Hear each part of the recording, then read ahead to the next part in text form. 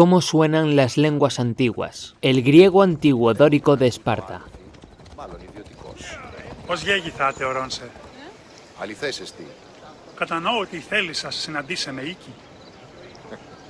Ναι, όμως γάμος εστί επιχείρησης της. Ήκουεσαν ότι η θυγάτηρ μου εκκληρονόμησε νοικίαν και δούλους παραθείο αυτής. Ως ήθιστε τα πρικόα έσονται του ανδρός της.